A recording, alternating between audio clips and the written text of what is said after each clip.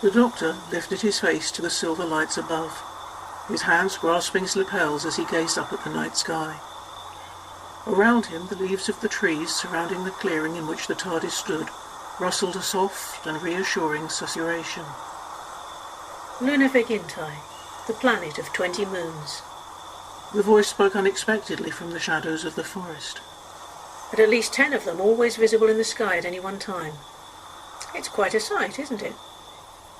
The doctor turned to see a woman emerging from the trees into the moonlight. She moved so soundlessly that he had no reason to reproach himself for not having been aware there was someone else nearby. Oh, yes. Yes, indeed. It most certainly is. He subjected the new arrival to a somewhat narrow-eyed scrutiny. She was neither young, nor slim, nor beautiful, but there was an intriguing gleam in her eye that he found demanded his attention. She had halted beside the TARDIS and was regarding him with a hint of conspiratorial amusement, almost as if she knew him and was inviting him to share the joke, whatever it was. But that wasn't possible, of course. He'd never been on this planet before. He couldn't possibly know this woman, and it was just as impossible that she should know him. He was about to dismiss the idea as a fanciful aberration of his imagination, but her next words changed his mind. I'm surprised Susan isn't here. I'd have thought she'd appreciate the spectacle quite as much as you or I, Doctor. But of course I forgot. She's gone to pick some moonflowers, hasn't she? The doctor looked at her with sharpened attention, and she laughed. I can tell what you're thinking. How does she know to address me as Doctor? How does she know Susan's name? How does she even know Susan's existence? Oh, I know all about you, Doctor. So I'm certainly going to know you have a granddaughter, am I not? Who are you? Who indeed? The woman's tone was teasing, and her eyes gleamed with suppressed amusement. It's a question you'll be asked often enough, and prove quite adept at avoiding. What answer will you give when it arises? I'm not sure I appreciate your attitude, madam. That was a perfectly civil inquiry. Nor do I appreciate your evasiveness and your unnecessary attempt to impose an air of mystery on the proceedings. So I'm a woman of mystery, am I? How very gallant of you, Doctor. But then everything's relative, isn't it? Time, for instance, and dimension. Her eyes turned toward the TARDIS. Then she reached out a hand and laid it flat against the surface. He frowned. Yes, well, appearances can be deceiving, and I'll thank you not to touch that. It's private property. The woman smiled and allowed her hand to slide down and away from the TARDIS. She turned back to face him.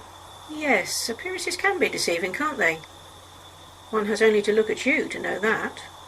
Or at me. What do you mean? Oh, come now, Doctor.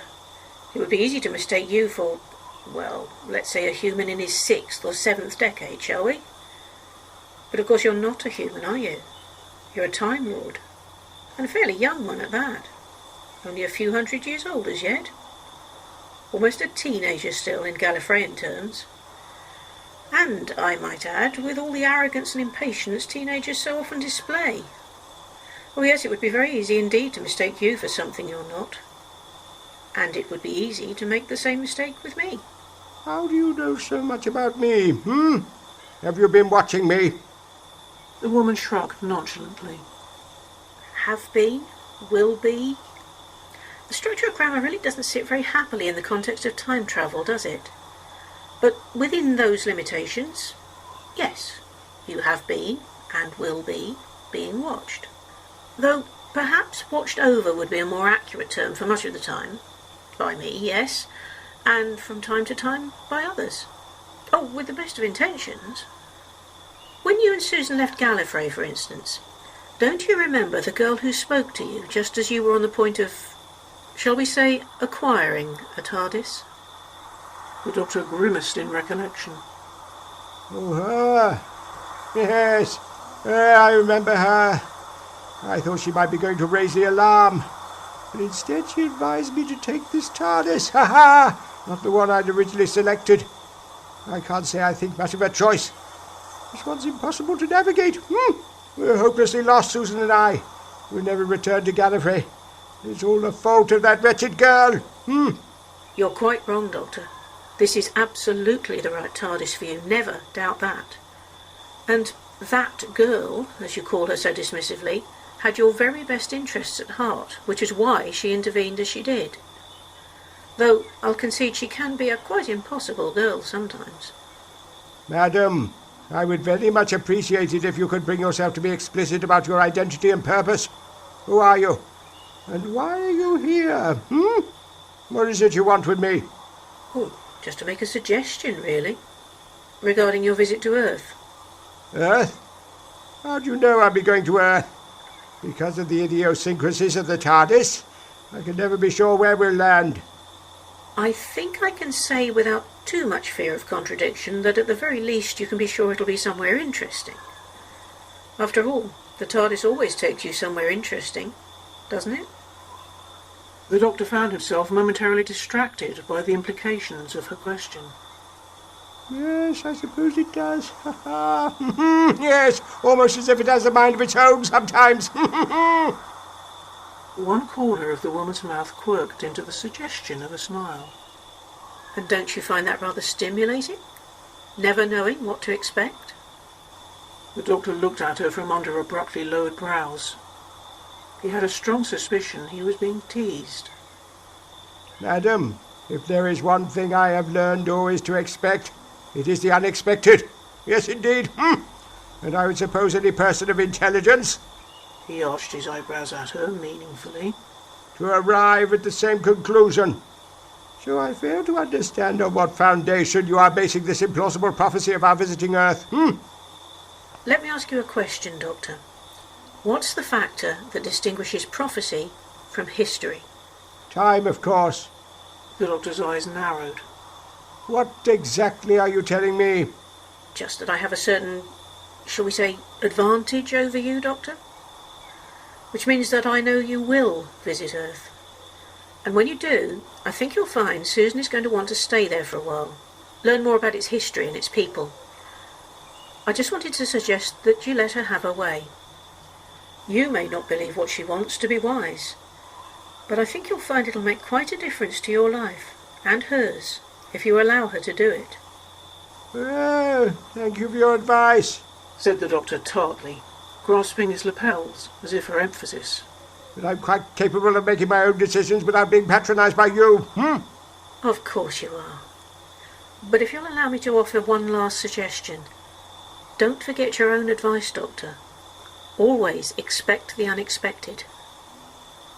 Well, I've said what I came to say, so now I shall take my leave of you, for the present. She began to withdraw into the shadows from which she had come.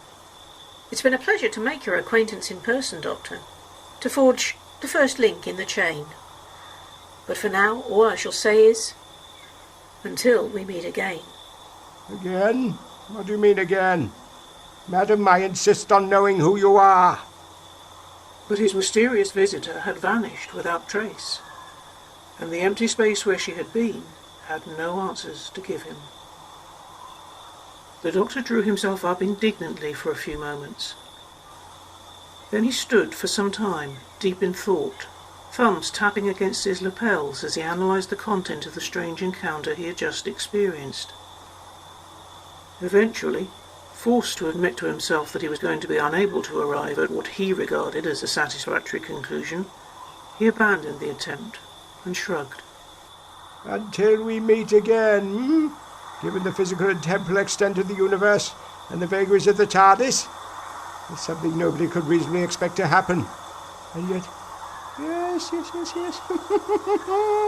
This is what I shall do. Expect the unexpected. Yes, I'm sure I can expect that. He cast another look at the moons of Lunaeviginti in the sky above him. He hoped it wouldn't be too much longer before Susan returned with her moonflowers. It was high time they were on their way, though of course he had no idea where the TARDIS would take them next.